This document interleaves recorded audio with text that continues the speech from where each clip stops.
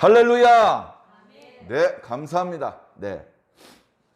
주일날, 토요일날 충분히 쉬고 주일날 아침에 잘 채비를 해서 교회에 나왔는데도 이렇게 우리가 아직 다 풀리지 않은 만성피로라는 것이 있습니다. 만성피로가 뭐 병원에 가도 잘 안 보여요. 그래서 각자 자신이 잘 자신을 이제 컨트롤해야 되는데, 현대 사회라는 것이 편안하게 충분히 휴식을 할 수 있는 여유가 별로 없습니다. 경쟁 사회죠. 학생은 학생대로 경쟁하고요. 직장에 가면 직장대로 경쟁을 합니다. 같은 회사 안에서 직원들끼리 또 경쟁을 하고요. 이 회사와 저 회사가 경쟁을 합니다. 그리고 이 나라와 저 나라가 경쟁을 합니다. 분야에 따라서, 업종에 따라서 경쟁하는 상대는 조금씩 다릅니다. 그런데 세상에 살면서 뭔가 경쟁을 해야 된다는 사실은 바뀌지 않는 것 같아요. 그러다 보니까 어떡합니까? 현실이, 세상이 각박하고 무한 경쟁의 사회라는 것을 아는 우리 어른들이 자신이 끔찍히도 사랑하는 자신의 자녀가 아무 준비 없는 상태로 세상에 내던져졌다가는 경쟁에서 지고, 그래서 사회에서 도태되어서 루저로 살까봐 두렵고 걱정하기 때문에, 우리 자녀가 그렇게 되기를 원하지 않기 때문에 유치원부터 영어 유치원 같은 곳을 보냅니다. 초등학교도 더 시설이 좋은 초등학교로 보내고, 중학교, 어떤 중학교가 더 좋은 중학교일까? 어떤 중학교에 보내야 내 자녀가 장래에 좀 더 혜택을 볼 수 있을까? 어떤 고등학교를 보내는 게 좋을까? 어느 고등학교가 명문인가? 어느 고등학교에 좋은 선생님들이 많이 있나? 어느 고등학교가 학생들을 좋은 대학으로 많이 진학시키나? 그런 것들을 보고 있는 겁니다. 그래서요, 우리들은 경쟁사회 너무 힘들고 피곤해. 이거 뭐가 좀 사회 시스템이 잘못돼서 그런 것 같아. 그런 생각을 해보기도 전에 이미 유치원 때부터 경쟁을 하고 있는 것입니다. 1등, 2등, 3등 그렇게까지 말하지는 않습니다. 유치원에 자녀를 보냈다가 유치원 졸업식장에 가보니까요, 유치원생들도 대학생처럼 학사모를 쓰고 가운을 입고 졸업을 하더라고요. 그리고 제가 아이들을 보냈던 유치원은 그렇게 큰 유치원이 아니었는데 졸업식 날 학생들에게 상을 줍니다. 근데 정말 재밌는 건요, 모든 유치원생이 상을 받아요. 이름을 붙입니다. 정리정돈상, 인사상, 그렇게 해서 이름을 조금씩 다르게 해가지고 모든 유치원생이 똑같이 상을 하나씩 받고 그렇게 졸업을 할 수 있도록 해줍니다. 그렇게 하면 학부형들이 좋아합니다. 야, 우리 유치원 선생님들이 뭔가 좀 지혜가 있구만, 앞서가고 있어, 그런 칭찬을 해주기도 합니다. 그런데 현실은 그렇지 않죠. 현실은 엄밀하게 숫자로 표현을 합니다. 1등, 2등, 3등, 15등까지 A반으로 가고 16등부터 30등까지는 B반으로 가고, 이것이 사실은 현실입니다. 그래, A반을 못 가서 B반으로 가면 다행인데 A 대학교를 못 가고 재수를 하게 되는 경우는 문제가 심각해집니다. 재수를 할 때는 그래도 아직 희망이 있습니다. 대학교 가는 것을 1년 더 준비하는 정도니까. 그러나 취업 전쟁에서 밀리면 1년이 아니라 5년씩 밀릴 수도 있는 것이 현실이기 때문에 그렇습니다. 어느 회사에서 이제 막 대학교 졸업한 파릇파릇한 신입사원을 뽑기를 원하지, 이 회사 저 회사에서 퇴짜를 당해서 3년째 재수, 취업 죄수를 하고 있는 그런 사람을 채용하려고 하겠습니까? 참 현실은 너무나도 무서운 것입니다. 자, 그러나 교회는 다릅니다. 교회는 다릅니다. 신앙을 열심히 해서 달리기를 해가지고 100명이 뛰고 있는데 1등부터 30등까지만 천국에 들어가고 31등부터는 지옥이야, 그런 게 아니라는 겁니다. 하나님 앞에 이렇게 충성을 다하죠. 예를 들어 기도를 하는데 40시간 기도한 사람은 합격, 39시간 기도한 사람부터는 불합격, 지옥가. 그게 아니라는 겁니다. 헌금을 드립니다. 5천만 원 헌금한 사람 이상은 합격, 4,999만 원 불합격, 그런 게 아니라는 것이죠. 제가 지금 말씀드린 것, 좀 더 많은 시간 기도하고 좀 더 많은 헌금을 드리고 이런 것들도 물론 필요합니다만, 그것은 인간의 기준으로 보는 겁니다. 인간은 어쩔 수 없어요. 영적인 것, 그리고 그 미묘한 변화 이런 거 모릅니다. 그렇기 때문에 얼른 알아채기 쉬운 거, 몇 시간 기도했는지, 몇 번 교회 출석했는지, 몇 명 전도했는지, 얼마 헌금했는지, 이제 그런 것들이 계수되는 것이죠. 그러나 교회에서 혹시 출석부를 관리하고 회계 장부를 관리하시는 분들, 그리고 그 장부를 통해서 또 교회를 관리하고 운영하시는 분들은 절대 속지 않으시기 바랍니다. 교회 출석부가 그 사람의 믿음을 100% 반영하는 것이 아닐 수도 있습니다. 빠짐없이 출석을 했는데도 믿음이 형편없는 분도 있을 수 있고, 덜어 빠지지만 그 누구보다도 뜨거운 가슴을 움켜쥐고 하나님을 섬기는 성도도 있을 수 있습니다. 그러나 그런 반대의 경우보다는 대체로 출석을 잘하는 성도들 중에서 믿음 좋은 분이 많은 것은 사실입니다. 그래서 다 교회 결석하지 마시고 출석하십시오.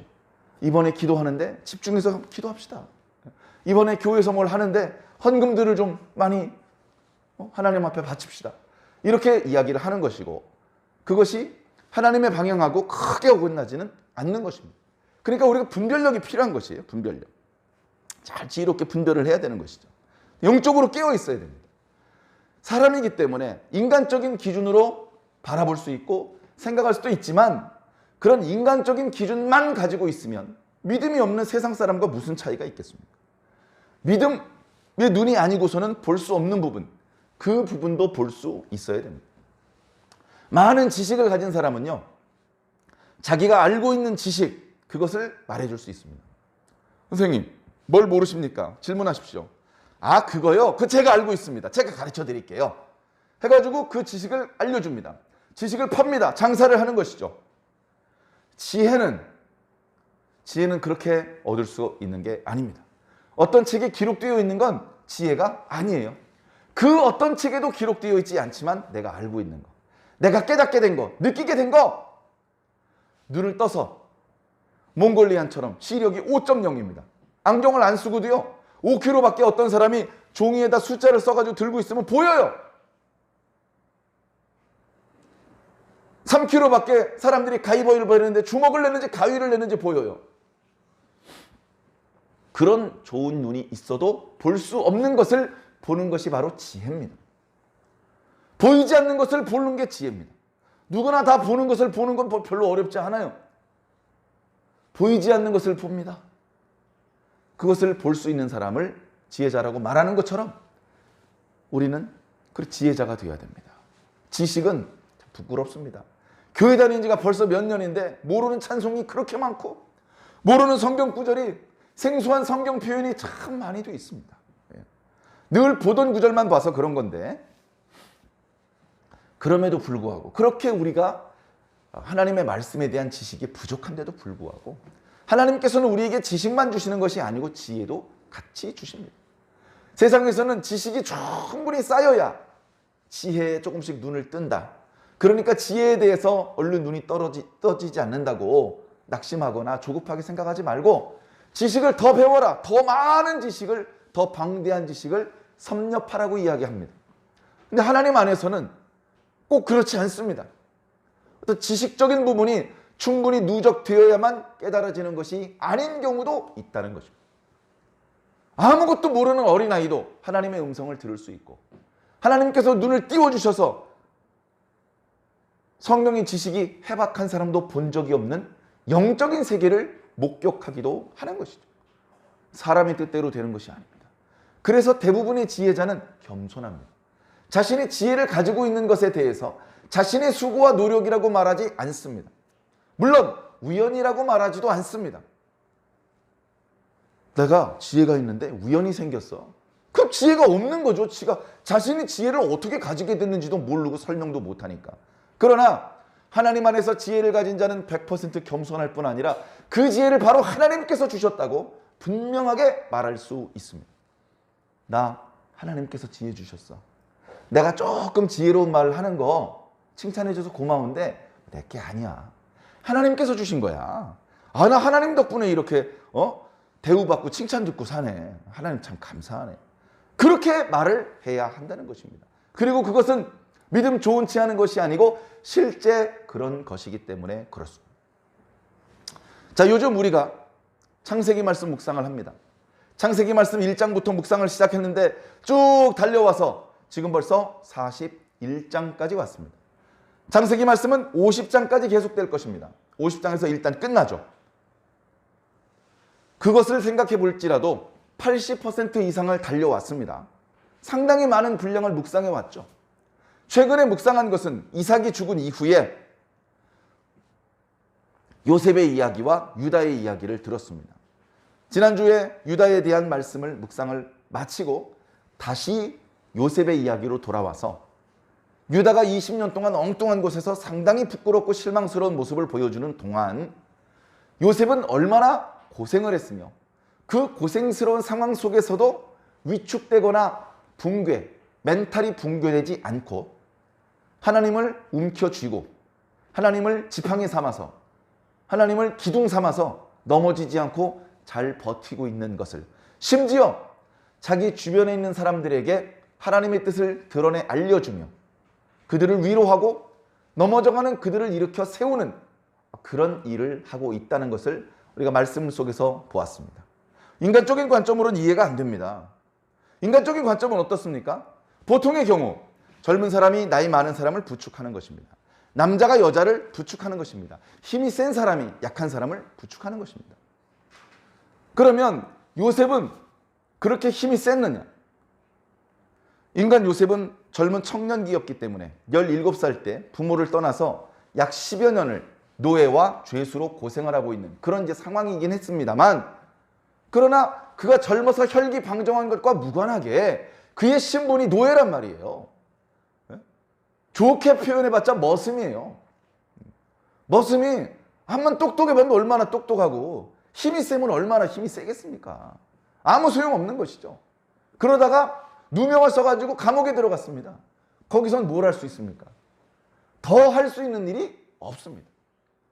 그럼에도 불구하고 인간적으로는 스스로에게 낙심하고 좌절하고 멘탈이 붕괴돼야 할 것 같은데 요셉은 전혀 그렇게 되지 않고 어떤 상황에 처해 있든 미소를 잃지 않고 어떤 일을 맡게 되든 충성을 다하고 어떤 일을 하게 되든 이 모든 것들이 하나님 덕분이다라고 말하는 그런 여유와 그런 어떤 신앙적인 모습을 보여주더라는 겁니다.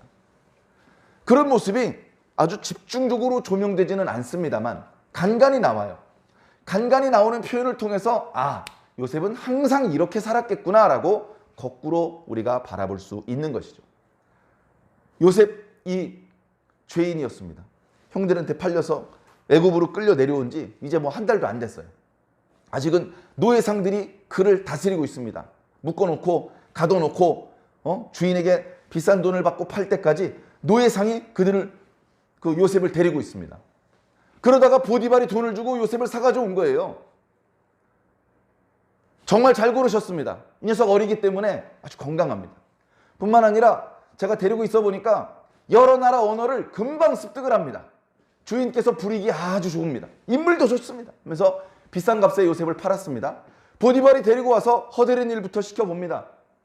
불평을 하고 도망가고 주인의 물건을 훔쳐가고 이런 종들이 대부분이었는데, 그래서 허드렛 일을 시키면서 이놈이 어떤 놈인가 옆에 믿을 만한 사람들에게 감시를 붙이는데 전혀 주인에게 손해를 끼치는 행동을 하지 않고 감독을 하지 않아도 명한 일에 대해서 어김이 없는 것입니다. 그런 것들을 오랫동안 봅니다. 심지어 요셉의 모습을 통해서 요셉이 들어오자마자 자기의 집에 복이 임한 것을 느낍니다. 제가 종종 말씀드리지만 여러분, 하나님을 믿는 사람이 영적으로 민감합니까? 하나님을 믿지 않는 사람이 영적으로 민감합니까? 믿는 사람이 민감하지 믿지 않는 사람이 영적으로 완전히 먹통이잖아요. 그렇게 영적으로 먹통이었던 보디발이 요셉에게는 하나님이 함께하고 계시네? 라고 말을 하는 거예요. 요셉이 가니까 요셉을 집에서 일시키면 집이 복을 받고 요셉을 들판으로 보내면 들판이 복을 받는데 이 요셉은 형통하게 하는 사람이구나. 자기도 형통하고 자기 주변 사람들에게까지 형통함을 이렇게 흘러 넘쳐보내는 복덩어리구나. 그걸 깨닫고서 어느 순간 결심을 합니다. 다 모아놓고 이제부터 요셉이 우리 집 가정 총무다. 이 집에서 내 가족들을 제외하고는 요셉이 가장 높다. 모든 일은 요셉에게 물어보라. 요셉의 지지를 따라라. 나는 요셉에게 이 집에 대한 전권을 주노라. 이렇게 된 거예요. 그래서 그 전에 많이 서럽고 많이 힘든 일을 하다가 요셉이 조금 힘들지 않은, 그러나 일의 성격상 상당히 책임을 져야 되는 아주 중대사에 좀 더 많은 종류의 일을 하게 되었죠. 어쩌면 애굽 전국을 다스리기 위해서 조금씩 연습하고 훈련하는 과정인지도 모릅니다. 그 과정 중에서 한 번도 요셉은 거짓말을 하고 주인의 재산을 횡령하고 그런 모습을 보이지 않는 거예요. 여러 번 검사를 해봤는데 조금도 횡령하지 않고 계속해서 주인의 재산을 증식시켜줍니다.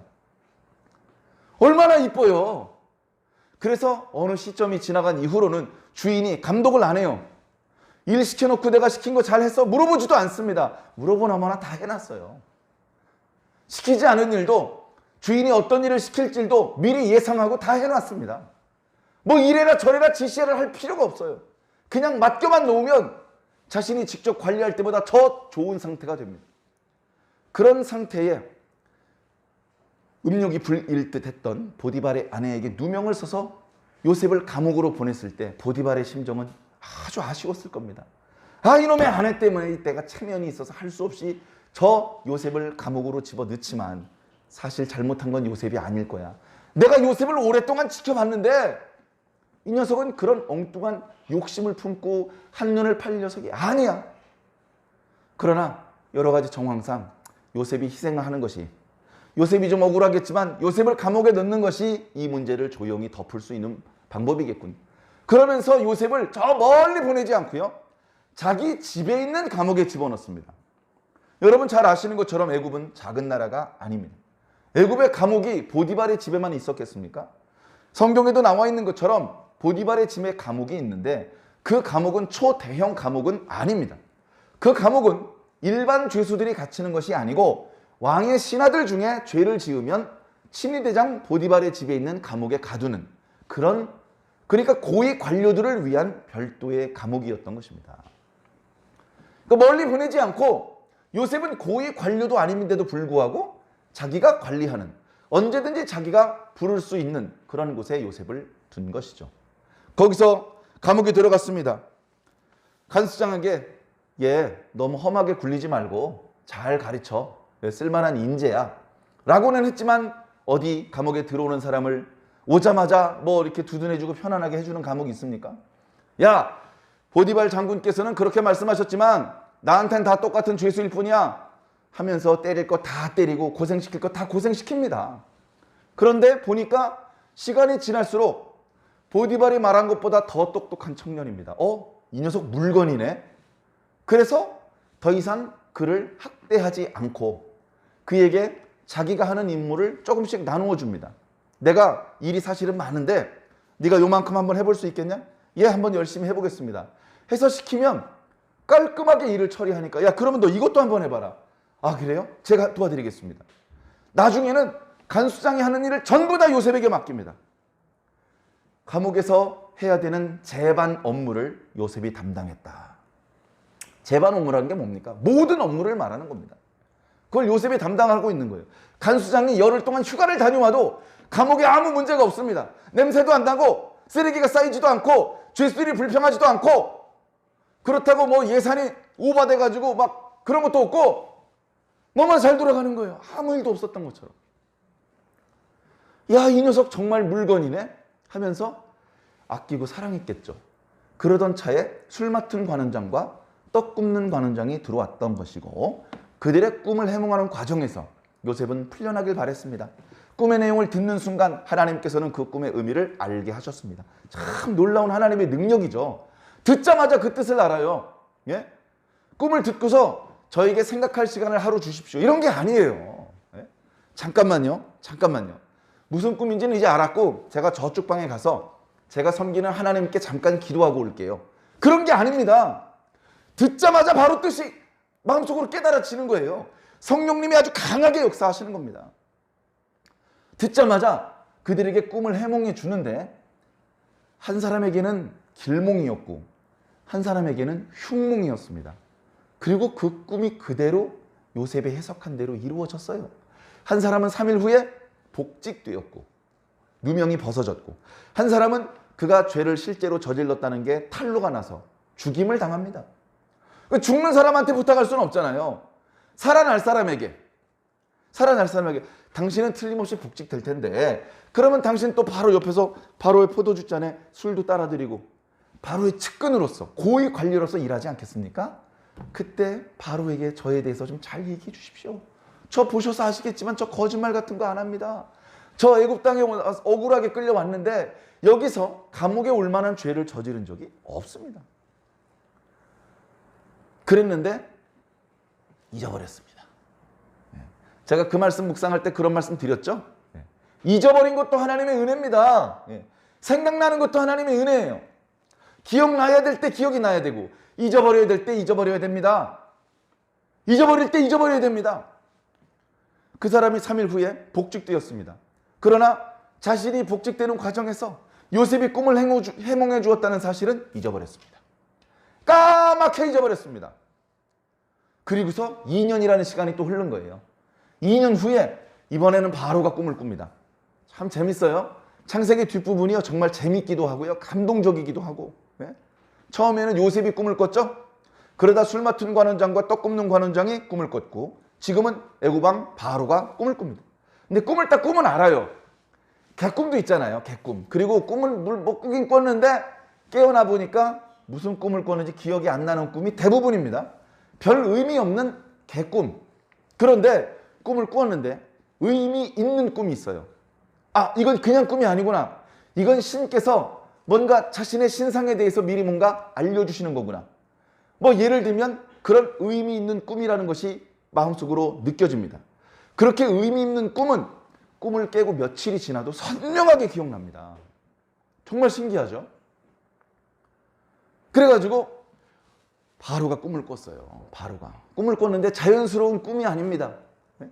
그 꿈 얘기를 지금 다시 다 말씀드릴 수는 없겠습니다만, 소가 소를 잡아먹을 수가 없잖아요. 그죠? 이삭을 잡아먹을 수는 없잖아요. 근데 꿈 중에 그걸 봤고, 뭔가 희망적인 살찐 송아지를 보고 알곡이 충실한 알곡을 보다가 나중에 뭔가 불길한 형태로 꿈이 마무리가 되니까 마음이 불편한 거예요. 마음이 불편하니까 어떡합니까? 그 나라에서 가장 꿈을 해몽을 잘한다고 하는 점술가, 현인들, 지혜로운 박사들, 이런 사람들을 다 불렀겠죠. 그러면서 자신의 꿈에 대해서 이야기하고 해석을 해달라고 부탁을 했겠죠. 제대로 된 해석을 못 듣습니다. 이거 정말 중요한 일이 같은데 아무도 그 의미를 가르쳐주는 사람이 없네. 그래서 바로의 마음은 점점 더 근심이 깊어가는데, 바로 그때 술 맡은 관원장에게 아차차 요셉이 있었지. 말씀을 읽어보면 요셉이라고 하는 이름까지는 기억 못하는 것 같습니다. 그러나 2년쯤 전에 자신이 감옥에 있을 때 감옥에서 일하던 어떤 히브리 소년이 자신의 꿈을 해몽해 주었고 해몽한 대로 되었다라는 것이 그때 기억나는 거예요. 왜 그때 기억났을까요? 하나님께서 그때 기억나게 해 주신 겁니다. 하나님이 등장하지 않아요. 하나님께서 말씀하시기를 이런 대목은 없어요. 그러나 하나님은 한 번도 퇴장하신 적이 없습니다. 하나님은 이 무대에서 계속해서 당신의 일을 하고 계신 것이죠. 왕이시여, 걱정 안 하셔도 될 것 같습니다. 제가 이걸 왕에게 빨리 말씀드려야 되는데 죄송합니다. 제가 옥중에 있을 때 꿈 해몽을 기가 막히게 하는 녀석을 만났습니다. 그 녀석의 해몽은 정확했습니다. 왕이시여, 그에게 물어보시면 됩니다. 그래, 당장 그를 불러오라. 형들에게 옷이 벗겨지고 보디발의 아내에게 옷이 벗겨졌던 요셉은 왕을 만나기 위해서 죄수의 옷을 벗고 단정한 옷으로 갈아입습니다. 그리고 왕 앞에 가죠. 왕 앞에 가서 뭐라고 합니까? 야, 내가 여기 술 맡은 관원장의 이야기를 들어보니 너 꿈 잘 푼다며 내 꿈도 풀 수 있겠느냐? 이렇게 이야기를 하죠. 그때 네, 열심히 한번 해보겠습니다. 이게 아니고 걱정하지 마십시오. 하나님께서 평안한 대답을 왕에게 들려주실 것입니다. 지금 누가 누구를 위로하는지 모르겠어요. 상황은 어떻습니까? 바로가 화려한 옷을 입고 있어요. 바로는 서 있어요. 요셉은 허름한 옷을 입고 무릎을 꿇고 고개도 제대로 못 들고 있어요. 근데 바로의 목소리는 떨리고 있고 요셉의 목소리는 당당합니다. 바로는 근심해서 스스로 나오지 못해서 요셉에게 도움을 청하고 있고 요셉은 걱정하지 마십시오. 다 잘 될 겁니다. 라고 바로를 위로하고 있는 것입니다. 상황이 아주 묘한 것이죠. 생각해보면 옥중에서 술 맡은 관원장의 꿈을 해몽할 때도 마찬가지였습니다. 아니 오늘 안색이 안 좋은데 무슨 일 있으십니까?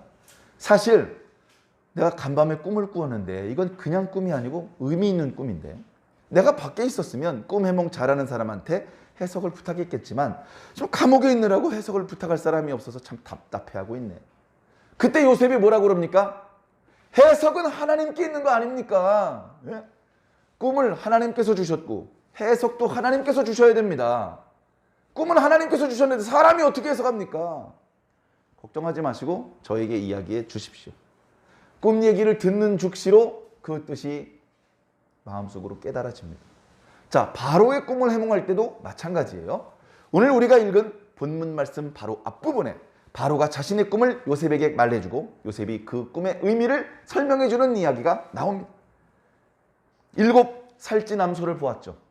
잠시 후에 바짝 마른 7 암소가 나와서 살찐 암소를 잡아먹었는데도 여전히 비쩍 말라 있습니다. 이거 뭐지? 잠깐 깼다가 다시 잠을 들었는데 이번에는 이삭 7을 봅니다. 아주 충실해요. 아주 충실해. 근데 그 옆에 동풍에 바짝 마른 것 같은 비쩍 마른 속이 비어있는 그런 이삭 7이 보입니다. 그 마른 이삭이 충실한 이삭 7을 잡아먹어요.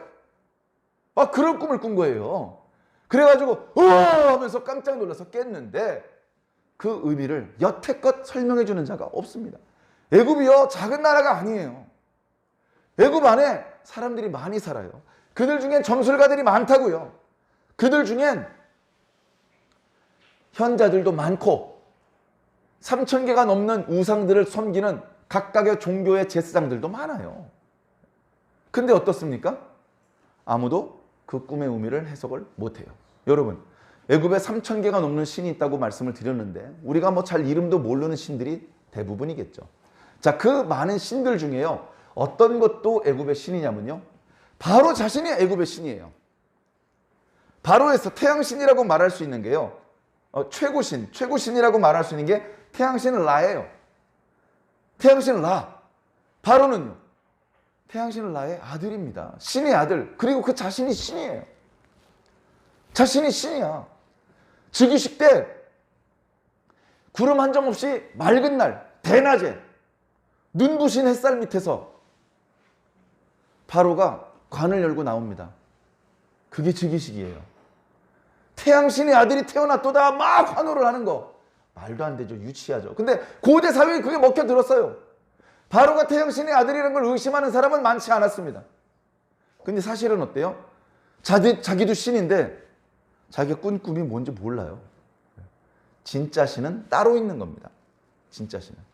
자, 그래서 이 순간 바로의 마음은요. 내가 이 어린 소년 앞에서 쪽팔리지만 할 수 없다. 내 이 문제를 해결해야 돼. 그래서 내가 이렇게까지 훌륭한 꿈을 꿨어. 거기다가 저 수염이 배꼽까지 자란 저 공부 많이 했다는 사람들한테 물어봤는데 하나도 몰라. 그래가지고 내가 지금 이렇게 속상하고 내가 지금 이렇게 아주 힘들어. 너 어떻게 이 꿈 좀 풀 수 있겠니? 이제 이렇게 물어보는데 요셉이 그 옆에 있었으면 요셉의 표정이 어떻게 변했을까? 바로가 자기 꿈을 말하는 즉시 성령님께서 요셉에게 그 꿈의 의미를 알게 해주시는 거예요. 막 가슴이 뜨거워졌어. 바로의 말이 끝나자마자 왕이시여 두 꿈은 하나입니다.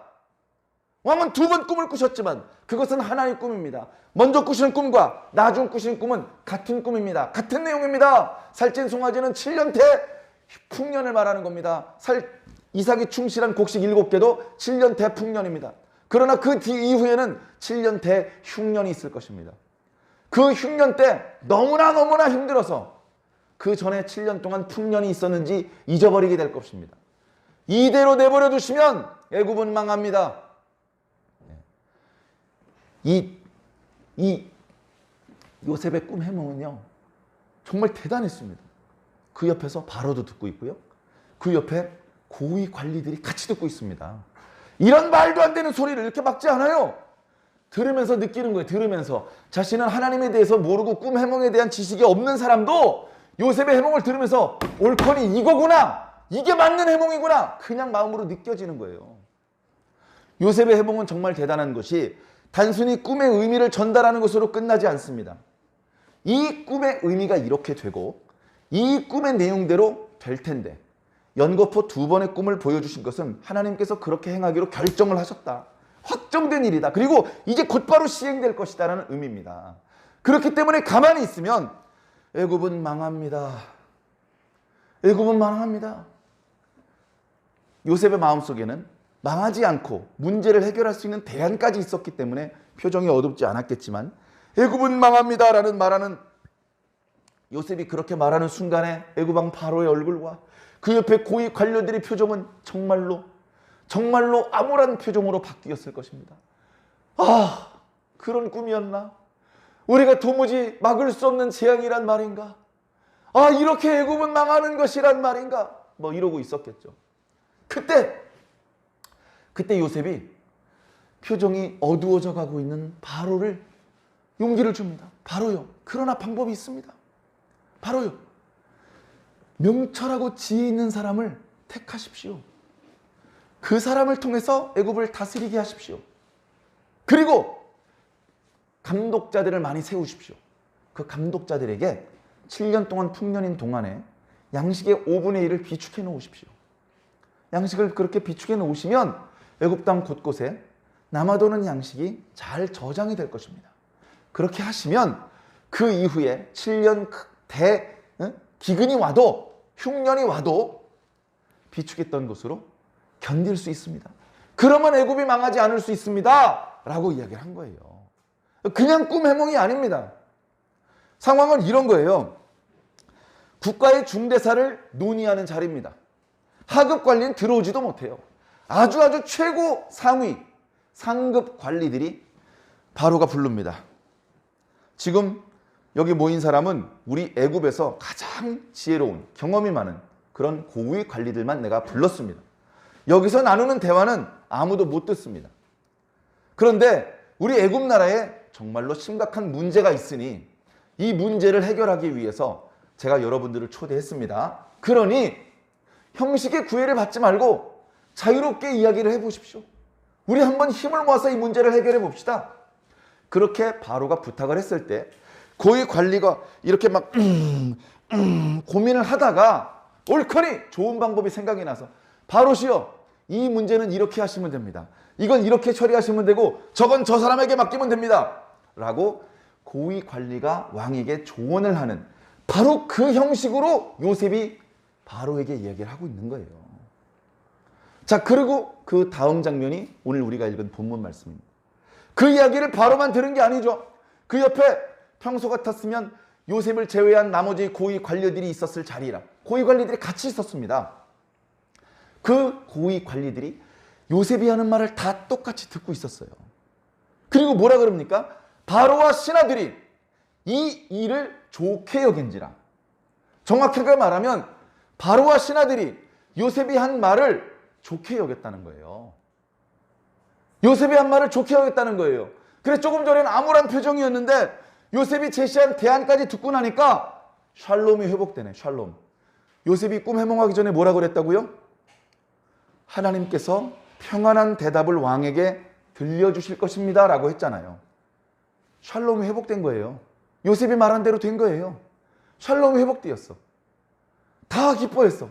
처음에 이런 재앙이 올 거란 얘기를 들었을 때 야, 이거 어떡하지 하다가 아하, 그렇게 하면 되는구나 하고, 그래서 바로가 입을 엽니다. 예, 이제 바로가 말할 차례잖아요. 요셉이 그동안 말을 했으니까 요셉은 상황을 알려주었고 이제 바로가 행동에 옮겨야 될 때입니다. 바로의 첫 마디가 뭡니까? 이렇게 하나님의 영이 함께한 사람이 어디 있느냐? 이렇게 하나님의 영이 함께하고 있는 사람을 어떻게 또 찾을 수 있겠느냐? 예? 하나님의 영에 감동되었다는 것은요, 그 속에 하나님의 영이 머물러 있다는 뜻입니다. 물론 바로가 요셉이 하나님으로 섬기고 있는 여호와까지는 몰랐을 거예요. 여기서 하나님이란 표현은 조금은 일반 명사입니다. 그러나 어찌되었건 이 요셉이라는 청년에게는 뭔가 신이 강하게 임하고 있다. 그렇지 않고서는 이런 정확한 꿈 해몽과 그리고 그 꿈의 문제를 어떻게 해결해야 될지 대안까지 제시해 줄 수는 없다. 그런 확신이 든 것이죠. 그러니까 이게 어떻게 보면 어떤 측면으로 보면 상당히 자존심 상하는 이야기입니다. 왜냐하면 애굽 전국에 왕부터 엄청나게 많은 백성들이 있겠죠. 노예도 있고. 그걸 다 합했을 때 바로가 가장 하나님의 영이 충만한 사람이어야 되는 거예요. 바로 자신이 하나님이고 자기 아버지가 태양신이니까 원래 그래야 되는데 자기에겐 하나님의 영이 없어요. 없고 보니까 요셉에게 있어. 그러니까 자기도 모르게 야야야 여기 계신 그 고위 관리 여러분, 이 요셉처럼 하나님의 영에 감동된 사람은 또 어디서 찾을 수 있겠습니까? 그랬더니 다들 끄덕끄덕. 그렇고 말고쇼. 지금 자존심 세울 때가 아니죠. 나라가 망하기 직전인데. 그래서 말하는 겁니다. 너야말로 네가 말했던 명철하고 지혜 있는 자다. 요셉이 명철하고 지혜 있는 자를 택하셔서 그로 애굽을 다스리게 하십시오라고 했는데 네가 바로 명철하고 지혜 있는 자로구나. 내가 너를 애굽 전국의 총리로 세우노라. 너가 내 집을 다스리라 이렇게 말해. 내 집은요, 내 아내가 있고 애기들 몇 명 있는 그 조그마한 하우스 하나를 말하는 게 아니고 애굽 제국 전체를 말하는 거야. 네가 내 집을 다스려라. 애굽 땅에서 너가 허락하지 않으면 손가락 하나도 멋대로 움직이지 못할 것이지. 힘을 자꾸 실어줍니다. 인장반지 빼줘요. 인장반지. 그 인장반지로 결제를 하면 바로의 권위로 시행할 수 있습니다. 그에게 조금 전에 입었던 옷 말고 세마포 옷을 입혀줍니다. 점점점. 옛날에 채색옷 형들한테 강제로 벗겨졌더니 이제 세마포 옷을 입어요. 야, 이걸로도 부족해. 야, 금고리 가져와. 목에다 금고리를 걸어줍니다. 버금수레 끌고 와. 버금수레. 바로에게 수레가 많이 있습니다. 뭐 요즘 말로 하면 고급 세단이 많이 있죠. 전용 비행기 이런 거 생각하시면 될 겁니다. 그런 것 중에서 두 번째, 버금수레. 버금수레라고는 하지만 바로가 아니면 탈 수 없었던 수레입니다. 거기에 요셉을 앉히는 겁니다. 요셉의 손에는 바로의 인장반지가 끼어있고 요셉의 목에는 바로가 걸어준 금목걸이가 있고 바로가 입혀준 세마포 옷이 있습니다. 그걸 타고 수레가 나가는데 수레를 모는 사람이 소리를 지릅니다. 엎드리라! 누가 감히 요셉 총리 앞에서 머리를 들어! 뭐가지 떨어지고 싶어? 머리 숙여! 다 머리를 숙입니다. 새롭게 애굽을 지배하는 지배자가 등장했다는 것을 알리는 것이죠. 그것으로도 끝나지 않습니다. 아무도 요셉을 끌어내리지 못하게 하기 위해서 많은 사람의 존경을 받고 있는 제사장의 딸과 결혼시킵니다. 제사장의 딸과 결혼시켜요. 아무도 욕을 할 수 없게. 온 제사장 보디베라의 딸 결혼하는데요. 이제 그 얘기하면 또 길어지는데 태양신을 믿었던 나라이기 때문에 헬리오폴리스라고 해서 태양신에 대한 신전이 있는 도시가 있습니다. 거기서 제사장이에요. 그러니까 다시 말해서 제사장 중에서 가장 존경받는 제사장이에요. 그에게 딸이 있어요. 아스나. 네이프 신의 여자라는 뜻인데 그 여자랑 결혼했다는 뜻은 애굽에서 가장 존경받는 가문이 되었다는 뜻입니다. 그리고 애굽은 나 총리 됐어 어깨에 힘주고 그럴 시간이 없어요. 전국을 그 수레를 타고 다니면서 순찰을 합니다. 현황 파악을 하죠. 성읍은 몇 개나 있고 관리는 몇 명이나 되고 지금 현재 비축되어 있는 식량은 얼마나고 성읍 백성들은 몇 명이고 건강한지 어느 부족인지 또 어느 지역에 농사가 잘 되고 어느 지역에 목축이 잘 되고 이런 것들을 다 파악을 하는 겁니다. 그냥 말로만이 아니고 실질로 애굽 땅을 다스리기 위해서. 전에 보디발의 집에서 가정 총무할 때는 그 보디발의 집을 파악하기 위해서 순찰을 나갈 필요가 없었을 겁니다. 조그마하니까 휙 둘러보면 금방 알 수 있죠. 애굽은 거대한 나라였기 때문에 간단하지 않습니다. 구석구석 요셉의 발자취가 닿지 않는 곳이 없도록 부지런히 돌아다니면서 파악을 하고 그 누구도 이제 요셉을 속일 수가 없게 요셉의 지혜로 애굽 땅 전체를 다스릴 수 있게 되었던 것입니다. 자, 이 요셉의 이야기를 통해서 오늘 우리들은 어떤 교훈을 얻으면 좋을까요? 말씀을 듣고 야, 참 재밌다, 그리고 끝나면 안 되잖아요. 이 말씀을 통해서 우리는 하나님을 만나야 됩니다. 야, 요셉 이야기 잘 들었지? 요셉 이야기 잘 들었지? 내가 너에게 뭘 말하려는 건지 알겠지? 에? 그런 게 있었어요? 그리고 뒤통수 긁다가 집에 가시면 안 된단 말이에요. 요셉 이야기 들었는데 이 이야기를 통해서 하나님께서 나에게 하시려는 말씀은 무엇인가? 그걸 받아야 돼요. 그걸. 예? 여러분, 어렵지 않습니다. 간단히 말씀드리겠습니다. 요셉이 하나님께 복을 받았어요. 그걸 옆에 있는 사람이 보고 인정해 줄 정도야. 요셉이 하나님께 복을 받았어. 요셉 때문에 보디발의 집이 복을 받고, 요셉 때문에 감옥마저 복을 받습니다. 이번에는 요셉 때문에 애국 전국이 복을 받을 차례입니다. 네? 그런 상황이죠. 자, 그런데 복을 받은 요셉이 하나님께 받은 복을 자기 혼자 독차지하지 않아요. 하나님께 복을 받았어요. 순서가 있죠. 하나님의 사람이 먼저 복을 받는 겁니다. 그런데 그 하나님의 사람이 복을 받은 것으로 이야기가 종결되면 안 돼요. 하나님의 사람은 하나님의 복을 받은 다음에 그걸 주변 사람들에게 흩어주어야 됩니다. 주변 사람들에게 하나님의 복을 흩어줘야 됩니다. 그게 안 되면 하나님께서 다시는 복을 주지 않으실 겁니다.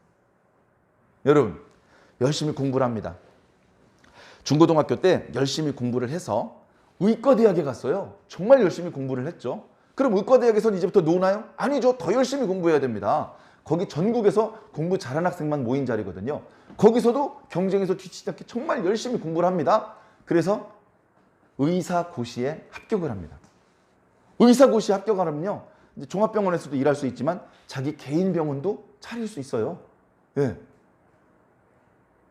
그래, 의사고시를 딱 합격을 해서 자격증을 국가에서 딱 받았어요. 예?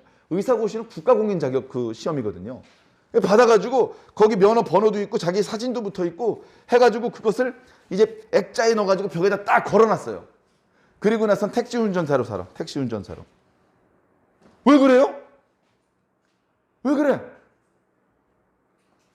아니, 어렵게 오랜 시간 공부해가지고 이제 의사 실력자가 됐는데, 자격증을 받았는데 왜 택시 운전사하고 등산 다니고 왜 낚시하고 다녀? 여러분, 자격증을 따는 이유가 뭡니까? 그 자격증을 가지고 관련된 일을 하겠다는 거예요. 건축기사 자격증이 있으니까 하이바 쓰고 건설 현장에 가서 일을 하는 겁니다. 의사 자격증이 있으니까 가운 입고 환자 진료를 하는 거예요. 변호사 자격증이 있으니까 사무실 열고 찾아오는 사람 상담해 주는 겁니다. 그죠? 운전면허 왜 땁니까? 운전면허 따가지고 돈 들여가지고 시간 들여서 면허증 따가지고 자전거 타러 다닐 거면 운전면허 때문에 안 따도 되는 거잖아요. 맞죠? 하나님의 복을 왜 받습니까? 나눠주려고 받는 거예요. 하나님께서 복을 우리에게 왜 주십니까? 주변에 나눠주라고 주시는 거예요. 하나님께서 제일 처음 나한테 주신 복은요, 복음이라는 복을 주셨습니다. 제일 처음에 복음을 주셨어요. 이거 왜 주셨을까요? 너 혼자 먹고 입 닦으라고? 주변에 알리라고, 주변에 알리라고 주신 거예요. 하나님께서 저한테 돈 주십니다. 어떻게 하겠습니까? 가난한 사람들 구제해야죠. 하나님께서 저에게 아름다운 목소리 주셨습니까? 뭐 해야 되겠습니까? 찬양을 사람들 귀에 들려줘야죠. 예? 여러분, 요리할 수 있는 그런 재능을 주셨어요. 교회에서 음식 만들어서 성도들 섬겨야죠. 예? 하나님께서 왜 나에게 복을 주셨고 왜 은사를 주셨습니까? 너 혼자 먹고 입 닦으라고? 그렇게 주시는 은사는 없어요. 기도의 은사를 주셨으면 너 자신만을 위해서 기도하지 말고 이웃을 위해서 기도해라. 사랑하는 성도 여러분, 하나님의 백성들이 하나님께 복을 받았는데 주변 사람들에게 나누어 주지 않고, 야 임마 너는 어차피 이거 해줘도 하나님 안 믿을 거잖아, 이런 생각으로 주변 사람들에게 하나님께 주신 복을 나눠주지 않고 입을 닦으면 하나님께서도 야 내가 너에게 복을 준 의도는 그게 아닌데 왜 이게 혈관이 막혔지? 혈관이 막혔네. 심장에서 피를 보내는데 구석구석으로 보내주자 중간에 막힌 거예요. 네? 내가 복음을 보내줬고 내가 내 메시지를 보내줬고 내 축복을 보내줬는데 그 축복을 받아야 될 사람들이 아직 받지 못하고 있네. 하나님의 의도에 어긋난 것입니다. 둘째로 주변에 있는 사람들이 그리스도인들을 뭐라고 생각하겠습니까? 그리스도인들 욕심꾸러기라고 해요. 저렇게 복을 받고 하나도 나눠주지 않고 인색해가지고 말이야. 나 하나님 잘못 얻어서 이렇게 복 받았다, 약 올르지 이러고 가면 누구를 감동시킬 수 있고 누구를 주님께로 인도할 수 있습니까? 예? 아이고 저 사람들한테 나눠줘봤자 저 사람들 고마운 줄도 모르고 저 사람들 이게 하나님의 은혜인지도 몰라, 가르쳐줘도 깨닫지도 못해. 그런 생각으로 너 혼자 먹으면 다시는 하나님의 복을 받을 수 없다. 요셉은요, 보디발의 집에 있을 때도, 감옥에 있을 때도, 애굽의 총리로 있을 때에도 개인적인 욕심으로 바로의 물건을, 자기 주인 보디발의 물건을 훔쳐가지 않습니다. 그리고 이런 사람을 다 좋아하는 거예요. 욕심이 없는 사람을 좋아합니다. 회사에서 어떤 직원을 승진시키려고 그러는데 이 자식이 보면 욕심이 많아. 욕심이 많아. 그걸 알면 승진을 시켜주겠습니까? 이 녀석 부장 시켜주고 이 녀석 저 부사장 시켜주면 회사 기밀 쏙 빼먹어가지고 다른 회사로 스카웃 돼가지고 가버리면 우리 회사 망하는데 이 녀석 도덕성, 윤리의식 이런 거 없고 그냥 돈만 밝히는 놈인데 그런 놈 승진시켜주면 회사가 망합니다. 잘못하면. 그걸 뻔히 아는데 승진시켜주겠습니까? 안 시켜주는 거예요. 그런데 욕심이 없어 이 사람은. 회사에서 월급을 올려주겠답니다. 회사에 큰 공로를 세워서 사장님이 너무 기분이 좋아서 야, 씨, 내가 너한테 해줄 거는 이거밖에 없어. 제발 좀 받아줘 하면서 상여금, 보너스를 주는데 아유, 사장님 왜 그러세요? 저 이미 많이 받고 있어요. 이거요, 저기 저 신입사원들 격려금으로 주세요. 저 신입사원 중에 아직 저 대학원 다니는 친구 있는데 장학금 주세요. 자기한테 주는 보너스를 거절하는 이런 사원. 그런 사원을 사랑하지 않을 사장이 어디 있습니까? 예? 요셉을 보디발이 감옥으로 떠나보내기 아쉬웠어요. 죄가 없는 요셉에게 벌을 받게 하는 것도 아쉬웠지만 당장 자기 집 관리가 잘 안 돼. 요셉이 없으면 얼마나 아쉬웠겠습니까? 예?